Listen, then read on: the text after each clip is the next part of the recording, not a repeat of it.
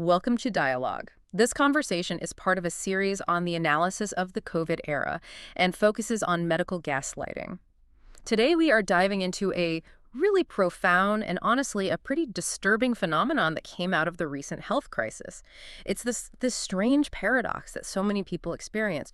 For a very brief moment, right at the beginning, say spring of 2020, COVID could explain everything. Everything. That sudden, terrifying difficulty breathing, COVID, that strange metallic taste you had for a week. Definitely COVID. Every single unusual bodily complaint was immediately taken seriously, filtered through the lens of this huge global threat. And then, almost as if a switch was flipped, that entire narrative just reversed. Completely. Suddenly, COVID explained nothing. That pivot from universal explanation to universal dismissal is, frankly, the defining trauma for thousands, if not millions, of people who developed persistent complications. What we're really looking at today is a deep-seated structural issue. It's about how the medical system handled intense, prolonged uncertainty. And our goal here is to really explore that conflict because it reveals a crucial truth. Modern medicine doesn't really struggle with ignorance. Researchers knew they lacked answers for a new virus. It struggles with an institutional inability to practice humility. That is such a critical distinction. It really grounds this whole deep dive. Because if you cut to the core of the stories you hear from patients, the real failure wasn't that doctors didn't have a miracle cure on day one. Nobody expected that. Exactly. That was expected. The failure was that lack of humility in the face of the unknown. Patients didn't need doctors to be omniscient. They just needed them to be honest partners. They needed to hear, I don't know why this is happening to you, but I see you're suffering, I believe you, and we're going to figure this out together. A partnership. A partnership. But what happened instead was, well, a predictable and systematic pattern of denial. So today, we're focusing on how people with these debilitating symptoms were funneled into a system that just dismissed them, psychologized them. Or even ostracized them, simply because their experience didn't fit into a neat, pre-existing diagnostic box. The system effectively shifted the burden of proof. It told the patient, if we can't measure it easily with our standard tools, it must be in your head. And before we get into the nuts and bolts of that dismissal, we have to be absolutely crystal clear about one thing up front. The symptoms of long COVID, the fatigue, the pain, the cognitive issues are profoundly real. Absolutely. They are supported by a rapidly growing body of research detailing very real biological changes. So this deep dive isn't about questioning the illness itself. It is an analysis of the culture of medical practice. It's about how systemic uncertainty was managed, or really fundamentally mismanaged, at a time when patient trust was just collapsing. So let's start by defining the challenge itself. When we're talking about long COVID, we have to understand it as a syndrome. And that word syndrome seems to cause a lot of problems for the medical system. It really does. The word syndrome is crucial here. All it means is a clinical collection of signs and symptoms that tend to occur together. They suggest a common root cause, but, and this is the important part, the precise underlying pathology hasn't been fully mapped out yet. It's a pattern without a perfect explanation. Exactly. And long COVID is aggressively heterogeneous. It's not just one thing. It's not a lingering cough. It's a constellation of systemic breakdowns. And that's why it's so frustrating for doctors to try and contain. One person might have primarily neurological issues, while the next is dealing with cardiovascular instability. Okay, let's unpack that. The multi-system attack. Because I think that's the core reason why our specialist-driven medical system just completely fails this group of people. So where are the main battle zones for this illness? It can affect nearly every system in the body, often all at once, which is why a single specialist just throws up their hands. If we start with the neurological domain, the most common symptom everyone's heard of is brain fog. Right, and that's such an understatement of what it actually is. It is. This isn't just feeling a bit tired or forgetful. We're talking about a measurable deficiency in complex cognitive processing. People have difficulty tracking conversations, severe short-term memory problems, and a kind of executive dysfunction that makes a high-demand job totally impossible. I've heard it described as an intellectual amputation. That's a powerful way to put it. Beyond that, you have crushing headaches, nerve pain, and severe sensitivities to things like light and sound. And then there are the cardiovascular and autonomic impacts, which I think are probably the most terrifying for patients on a day-to-day basis. For sure. We're seeing a massive wave of what's called postural orthostatic tachycardia syndrome, or POTS. Can you break that down for us? POTS is a disorder of the autonomic nervous system. Think of that as the body's autopilot. It runs everything you don't think about. Heart rate, blood pressure, digestion. Exactly. And in these patients, that autopilot is broken. So for them, simply standing up from a chair can cause their heart rate to rocket upwards. That's the tachycardia. And it's accompanied by intense dizziness, chest pressure, and a feeling of profound instability. It's a functional failure of the body's most basic regulation. So it's like the body's operating system is just constantly crashing. That's a perfect analogy. That's just two systems. You also have persistent respiratory problems, huge signs of immune dysregulation, chronic inflammation. And the exhaustion, the kind of exhaustion that's hard to even describe. A profound, non-restorative exhaustion. Yeah. It suggests a major disruption in how the body produces energy at a cellular level. The irony here is just, it's so rich. It is. In early 2020, if you said you had a crushing fatigue and your heart was racing, they say, it's the virus. We have to take this seriously. Now they say, well, your standard echo looks normal, so it can't be your heart. But the illness doesn't care about the neat little boxes between cardiology, neurology, and pulmonology. Exactly.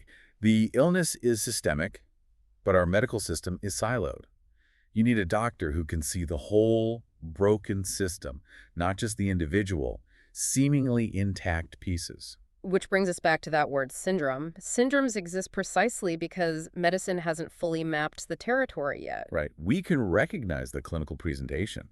The patient's clearly sick, they're suffering, but the exact why is still being worked out. Microclots? Is it viral persistence? Is it an autoimmune attack? Those are the questions researchers are working on right now. And this is where the culture problem really comes into focus. Medicine is perfectly comfortable with theoretical uncertainty. As long as it stays in a lab or a journal. Precisamente. But when a patient walks into a clinic carrying that uncertainty in their body, a real person who needs help, who needs pain relief, who needs disability paperwork, that theoretical comfort just shatters. The unknown becomes liability in the exam room. And it becomes so much easier to blame the person carrying the uncertainty than it is to admit the tools you have are inadequate for the job. And this isn't new. This playbook, this pattern of dismissal, has some very clear and frustrating historical echoes. Absolutely. When we look at this situation, it's impossible not to see the exact same playbook that was used against patients with chronic fatigue syndrome or myalgic encephalomyelitis, The CFSME. or fibromyalgia. For decades, you had people, mostly women, with immense debilitating suffering. But because there was no single, easy, objective biomarker, a simple blood test or a scan, they were marginalized. The go-to label was psychosomatic. It was the weapon of institutional convenience. If a condition doesn't fit a clean lab value, if it's messy and systemic, instead of a neat textbook case, it gets reclassified as inconvenient. It's faster for a doctor to just write down anxiety than to spend an hour trying to piece together a complex puzzle involving mitochondrial dysfunction. The path of least resistance is often the path of least biological recognition. It's an easy out for a system that is built for speed, not for thoroughness. That history of dismissal leads us right to the core trauma for so many long COVID patients, that stunning hard switch. You just had this moment in the early pandemic where symptoms like severe fatigue or chest pain were immediately taken seriously. They were seen as signs of an active, dangerous infection. But then, as soon as those patients survived the acute phase, we saw this massive, frustrating U-turn. The exact same symptoms suddenly became a reason for dismissal. The patient goes for follow-up, they're desperate for help with these lingering issues, and they get hit with that soul-crushing phrase, your tests are normal. Or worse, there's nothing medically wrong with you that we can find. And the irony there is it's devastating. The medical community acknowledges that the acute virus can damage every organ we can measure, lungs, heart, brain, kidneys. But the moment acknowledging that persistent, non-lethal functional damage becomes inconvenient, the narrative shifts. In that moment, the illness stopped damaging the patient's tissues and started damaging their credibility. The symptoms were just relegated to the realm of the imaginary. So let's really dissect this normal tests trap, because this is the mechanism where the gaslighting actually happens. It is. So imagine you're the patient. You report fatigue so deep you can barely lift your arms to wash your hair. You have severe memory loss. And the doctor runs the standard first-line battery of tests. A CBC, a chemistry panel. Maybe a thyroid screen, a basic inflammatory marker like CRP. And when those results come back within the normal reference range, the conversation just stops. The case is closed. The case is closed. The doctor effectively says, go home, you're fine, maybe see a therapist. We have to hammer this point home. Normal tests do not mean a normal patient. Why are these standard tools failing so badly here? Because they're coarse tools. They are designed and optimized to detect acute, large-scale structural pathology. What does that mean in practice? Think of them like giant floodlights designed to spot a house that is burned down. They're great for finding massive organ failure, a major blood clot, or an obvious tumor on an MRI. They're for 20th century problems, things that are big, visible, and static. But what if the problem isn't a house that's burned down? What if it's a house with a finely tuned electrical system that has completely short-circuited? That is the perfect analogy. The house is still standing, but the lights flicker, the heat doesn't work right, the appliances keep tripping the breaker. Exactly. The pathology in long COVID is often subtle, it's functional, and it exists at the micro level. We're talking about that autonomic dysfunction we mentioned. That's an electrical signaling problem, not a structural heart problem. We're talking about microvascular issues. Damage to the tiniest capillaries that deliver oxygen to your cells. These are completely invisible to a standard CT scan or MRI, which are looking for a big blockage in a major artery. And neuroinflammation. Which is incredibly difficult, expensive, and specialized to actually quantify on a scan. So your standard brain MRI, which is great at finding a big tumor or a stroke. A catastrophic structural event. It will look completely normal when the problem is subtle, persistent inflammation in the support cells of the brain. You're using the wrong tool for the job. That's it. The core insight here, and this is what we really want you to grasp, is that normal tests often just mean normal tools, not a normal patient. The failure is assuming that if the easy, accessible technology of 1995 can't find the complex problem of 2024, then the problem must be in the head of the person reporting the symptoms. The system elevates the certainty of the test over the credible testimony of the human being sitting in front of them. And that creates this massive, devastating rift between objective data and subjective experience. And when that rift opens up, the system defaults to the easiest way to close the file. Psychologization. When the protocol ends, the exploration just stops. The system retreats to the safest, cheapest, and quickest conclusion it can find. And that's where anxiety becomes the institutional wastebasket diagnosis. That's the harsh truth of it. When medicine runs out of immediate biological explanations that fit neatly into billing codes, psychology becomes a parking lot for unresolved, complex cases.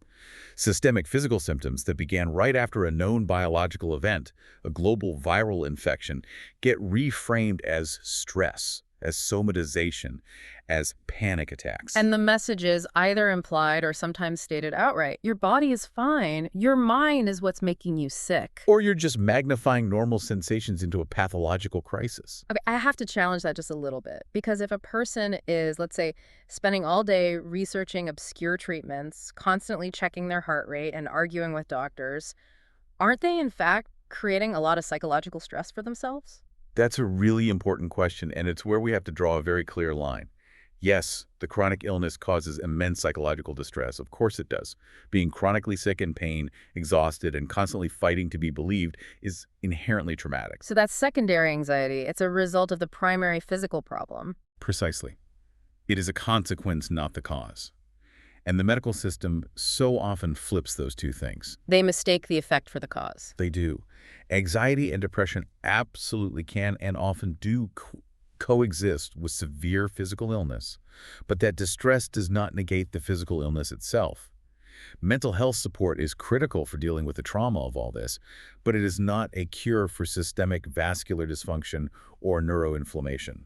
So the clinician who attributes everything to anxiety is essentially engaging in diagnostic negligence. By failing to separate the trauma from the root cause, yes. And what's really concerning is that this dismissal wasn't applied evenly.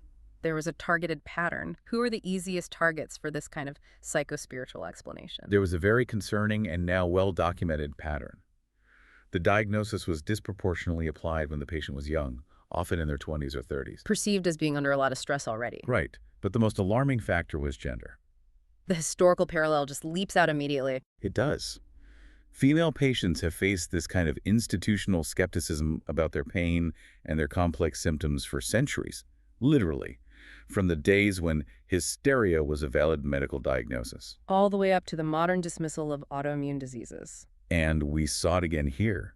When a female patient presented with fluctuating symptoms, or symptoms that lack those easy objective markers on standard tests, the system defaulted to a psychological explanation far more quickly than it did for men with similar complaints. It seems like that variability is a real trigger for clinicians. If you feel terrible on Monday, a bit better Tuesday afternoon, and then completely crash on Friday, that makes them uncomfortable. Because stability equals predictability, and predictability equals certainty. When the symptoms fluctuate, the easiest out for a time-pressure doctor is to conclude, well, the patient's emotional state must be fluctuating, and that's why the symptoms are fluctuating. It's a mental shortcut that saves them time, but it costs the patient their health and their credibility. And the resulting harm from this institutional disbelief is enormous. We are not just talking about hurt feelings here. We're talking about tangible, physical consequences. The first one being delayed care. Absolutely. If you are told for a year that you just need to manage your stress, the underlying problem, be it inflammation, microclots, whatever it is allowed to progress unchecked. That delay can lead to permanent damage. And the intangible harm is just as bad. The profound loss of trust in the very system that's supposed to help you. It's devastating. These are people who believed in the system. And when it rejected their reality, it created this intense social isolation. Because friends and family hear the doctor say you're fine, and they start to doubt you too. Being chronically sick requires immense resilience. But being told by the people sworn to help you that you are imagining it, that your own body is lying to you, is profoundly destabilizing. It is a form of medical betrayal that directly contributes to a worsening cycle of both mental and physical health. So we've established the systemic gaslighting, but I keep coming back to the why. Is this really just a mass epidemic of bad, uncaring doctors? Or is the system itself, this highly advanced, evidence-based system, somehow designed to fail when faced with this kind of emergent complexity? It is absolutely the latter. The resistance to admitting limits is fundamentally structural and cultural. Not an accident. It's not just about a doctor having a poor bedside manner. It's that the culture inherently fosters and rewards certainty over curiosity. How does that happen? We're taught to see doctors as scientists. Where does this intense pressure for certainty come from? Think about how doctors are trained. Medical school is a high-stakes, pressure cooker environment. It teaches students to be decisive, to act quickly, and to provide high-confidence answers, especially in an emergency. And that's essential for acute care. But that same training creates a cultural ethos where saying, I don't know, is seen as the same thing as incompetence. It's seen as failure. So admitting, I don't know why your heart rate skyrockets when you stand up, feels like a professional failure in a system that constantly confuses immediate certainty with competence. Exactly. And that fear of failure is then amplified by huge structural constraints. The doctor's personality is only a tiny piece of this. The system itself sets them up to fail. Okay, let's break down those logistical and financial pressures, because I think they're the real engine driving so much of this dismissal. We're talking about the economics of healthcare. The short appointment time is the true villain here. In a high-volume primary care setting, a doctor might have 10 to 15 minutes scheduled per patient. 10 to 15 minutes. Now, imagine a young, previously healthy person walks in with 5 different systemic symptoms: crippling fatigue, dizziness, memory issues, heart palpitations, and muscle pain. A 15-minute slot is not even enough time to take a detailed history of those 5 things, let alone do an exam and try to form a nuanced diagnosis for an emerging syndrome. It's an impossible task. The doctor is forced, by pure logistical pressure, to find the single, quickest, cheapest explanation. If they spend 45 minutes digging into a complex case, they're now 30 minutes behind schedule. Which affects every other patient that day. And they might not even get properly paid for that extra time. Which brings us to billing codes. How does the system compensate a physician for being curious? It doesn't, not effectively. Yeah. There are no CPT codes that adequately pay a clinician for spending an hour listening to a complex patient trying to connect disparate symptoms and coordinating care between 5 specialists. The system rewards solving known mappable problems efficiently. So if there isn't a pre-existing sanctioned protocol for treating long COVID within those billing pathways, Then the path of least resistance and lowest financial penalty is dismissal. The system actively nudges them toward it. They say, I'm sorry, I can't help you with this, which forces the patient to leave and try to find some expensive specialist, or they just accept the psychosomatic diagnosis. It saves the clinician time, it reduces their liability, and it keeps the whole assembly line moving. It's institutional self-preservation, but it comes at the profound expense of the patient. This cultural and structural resistance often comes together to create the worst possible patient experience. We're not just talking about dismissal anymore, we're talking about ostracization. Hmm. The people who dare to fight for answers are often labeled as the problem themselves. They get hit with the dreaded, difficult patient label. That label is so damaging because it immediately flips the dynamic from a partnership to an adversarial relationship. We saw this common, predictable pattern where patients who had to become their own chief medical officers, the ones researching their own symptoms, tracking daily patterns in spreadsheets, asking informed questions, I were met with suspicion. deep suspicion. Curiosity, which should be celebrated in the face of uncertainty, was interpreted as defiance. You're not seen as an engaged partner, you're seen as an anxious health obsessive. Or worse, they assume you have Munchausen's because you showed up with a binder of tracked symptoms, instead of considering that you might have systemic microvascular damage. Which leads directly to that debilitating experience of referral ping pong. It's the definition of being passed around until you're just too exhausted to keep going. It's the system weaponizing its own compartmentalization. The patient starts with their primary care doctor, who sends them to cardiology for the racing heart. Cardiology runs an EKG and an echo, says the heart muscle looks fine, and punts them over to neurology for the brain fog. Neurology runs a standard MRI, finds no tumors or MS lesions, and sends them to pulmonology for the breathlessness. Who then sees no acute lung damage and throws their hands up, sending you right back to where you started. Right back to the original psychological parking lot. Well, since we've ruled out everything we know how to treat, you must just be stressed. Have you tried therapy? The patient isn't treated, they're circulated. Each specialist does their job perfectly within their tiny silo, but the patient who has a systemic problem is constantly rejected by the system's own structure. The system's success in its individual parts creates the patient's overall failure. Let's ground this with some specific examples we've seen thousands of times to really capture the damage this disbelief causes. Let's start with autonomic dysfunction, with POTS, as you mentioned before. Right. So the symptoms here are often dramatic and physically verifiable. It's not subjective. You can measure it. A heart rate that goes from a resting 60 to 120 just from standing up, that's data. It's often accompanied by dizziness, headaches, and this debilitating exercise intolerance. It's a clear physical failure. And yet this was, and still is, frequently dismissed as deconditioning or anxiety. Walk us through why that is so harmful. It's harmful because it completely ignores the underlying physiology. The rapid heart rate isn't anxiety. It's the body's desperate attempt to compensate for blood pooling in the lower body because the vascular system isn't working right. The heart has to work overtime just to get blood up to the brain. Exactly. A proper diagnosis requires specific functional tests, like a tilt table test. But clinicians often skip those because it's faster to just default to the easy answer that the patient is panicking or just needs to get in shape. So the body reacts physiologically to a change in posture, but the system minimizes that observation, reducing a severe malfunction to a weakness of character. The body reacted. The system minimized. That's it in a nutshell. Next, let's talk about cognitive dysfunction. That brain fog, which for so many people, especially high-functioning professionals, is maybe the most frightening symptom of all. It threatens their entire identity, their career, their ability to provide for their family. The reports are so specific. It's not just feeling a little fuzzy, it's profound memory impairment, difficulty finding common words mid-sentence, a catastrophic reduction in executive function. They feel intellectually impaired, like their internal computer is running at 10% capacity. And yet the common dismissal is just a simplified stress or depression diagnosis. The doctor assumes that because the patient feels depressed about being sick, the depression must be the cause of the cognitive failure. They're flipping cause and effect again. They are, and they're ignoring the potential for real physical drivers like neuroinflammation or reduced blood flow to the brain. Invisible injuries are the easiest to ignore. Tragically, yes. The injury is real. It might be measurable inflammation in the brain's white matter, but because a standard scan doesn't light up like a Christmas tree, the clinician defaults to the psychological explanation. And finally, we have to spend some real time on the profound mismanagement of post-exertional malaise, or PM. This is critical. The failure to recognize PAM likely caused active, measurable harm to countless patients. Because the advice they were given actually made them sicker. It did.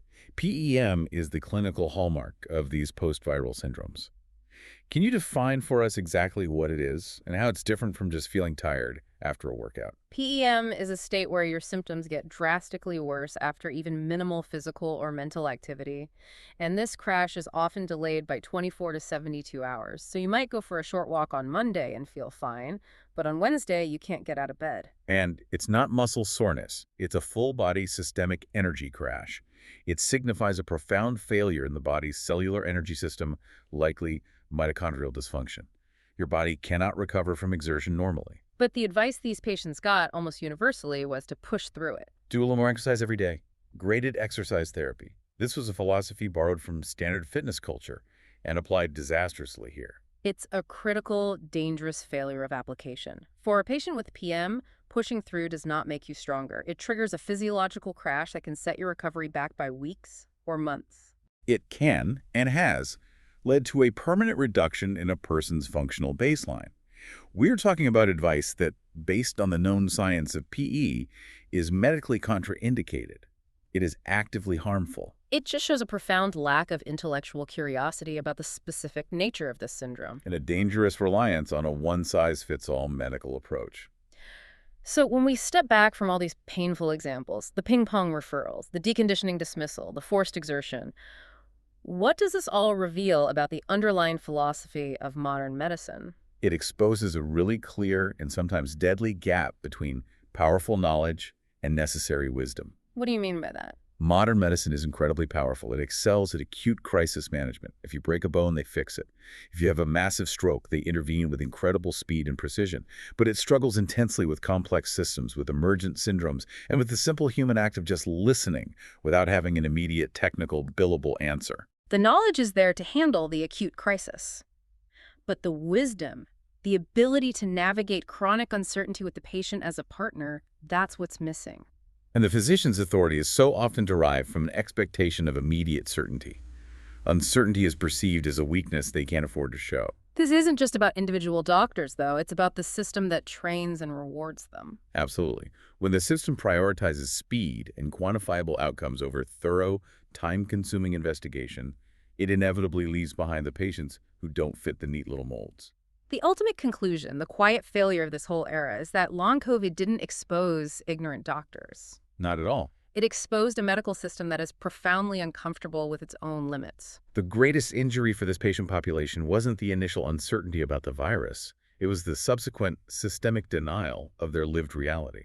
That denial shattered trust. It made symptoms worse through bad advice, and it left millions of people isolated and forced to become scientific experts on their own conditions just to get a shred of legitimacy. When doctors are culturally forced to defend institutional certainty instead of defending the patient's reality, medicine becomes adversarial. Patients didn't ask doctors to have all the answers for a novel virus. That was an impossible demand. They simply ask them to stay curious. Be honest about the limits of what you know, and be a partner in the journey to figure it out.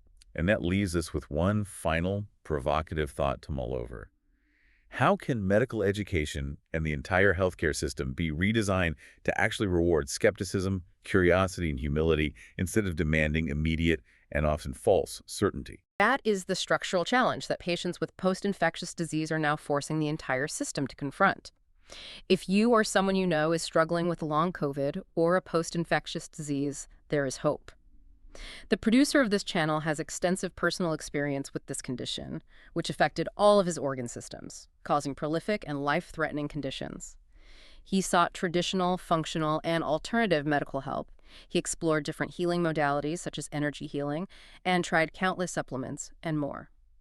Through lived experience, he offers a road to better health, a road that is much faster and much less costly than the multi-year exploratory road he undertook to acquire this knowledge to heal. To book a personal coaching session with him, contact him at the email address provided in the description of this episode. If you enjoyed this conversation, please like, subscribe, and share this video. Also, let us know in the comments what really stood out to you in this conversation, and if there's any topic or new topic that you would like covered in a future video.